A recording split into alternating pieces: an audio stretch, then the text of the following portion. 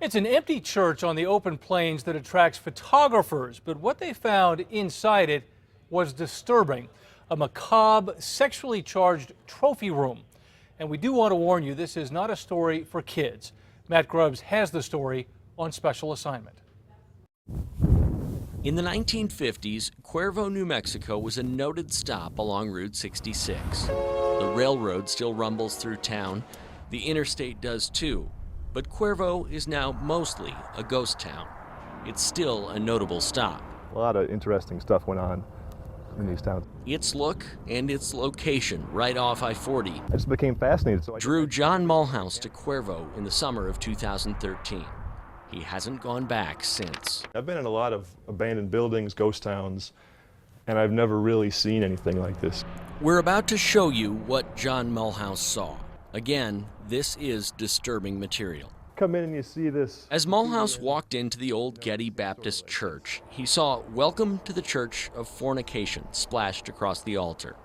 And in a room to the side was a chilling collection of used women's underwear, claims about where it came from, and hardcore porn. You know, what really did it is the juxtaposition of really feminine clothing, pink tank tops, panties, that kind of thing, juxtaposed with what was the current issue of Hustler. Unnerving, gross, and with claims of incest and trading sex to get out of a ticket, potential evidence of a crime. This immediately triggered a real sense of unease, like your safety could be at risk. Mulhouse and his girlfriend got out, got home, and got in touch with state police. Then John got to work on the City of Dust Ghost Towns blog that he writes when he's not working his day job as a scientific researcher. He barely mentioned what he saw in the church, only warning people away. I didn't want people that are coming to look at the photos and the history to suddenly be slammed with this. But people looking to snap pictures of Route 66 ruins are a curious bunch, and John's warning wasn't enough to keep them all out of the church. I get probably 3 emails a week, sometimes 3 a day. One of them pointed him to Linda Scott. Pretty much anywhere I find an old house, I just turn down and start shooting and, hope nobody starts shooting at me. A professional photographer, Linda was exploring abandoned buildings at an I-40 exit 7 miles west of the church in Cuervo. It was just a few weeks after Mulhouse's find.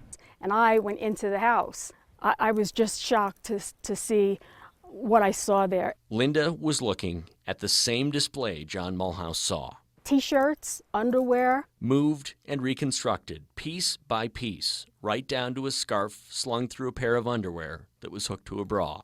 This place looked active, like someone is currently there and using it. I guess that's what scared me the most. A sleeping bag lay at the bottom of the wall under the new display. What kind of person would have to go out and then set up this, what we called a trophy room? Creepy. Again, gross, but evidence of a crime? I didn't see anything, and I looked pretty good. Still, Linda and her friend, the first thing she said is, "Let's get out of here," also told state police. John Mulhouse began to wonder, and then Linda too, what that move meant. It's got to have some sort of resonance for him to want to take a bunch of old women's clothes and move them down the road to another place. And so that's a red flag in my mind. Simple questions. What does it mean and why? Nagged at John for more than a year, until this week, when he saw the new location for the first time. Sort of a, whatever you call it, a display or a trophy room or whatever. Most of the clothes, all the underwear, are gone.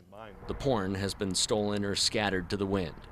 But the walls. The narratives are much more in depth than I would have guessed from what I saw in the Getty. Scrawled across the room is tale after tale of incest and worse. So the ones around the corner start to have like some rape stuff come in. As John Mulhouse was reading them for the first time, so too were State Police Captain Matt Broom and Lieutenant Herbert Hinders. While State Police did look at both locations after the initial reports, neither one looked like it did when John and Linda came across them. No report was filed. The writings on the wall can be, kind of shock you a little bit. The other side of it is I have to throw in both my experience on the criminal side too, is looking at it going, it could just be simple vandalism, or it could be something more. The writings at the new house are dated. They have recurring characters.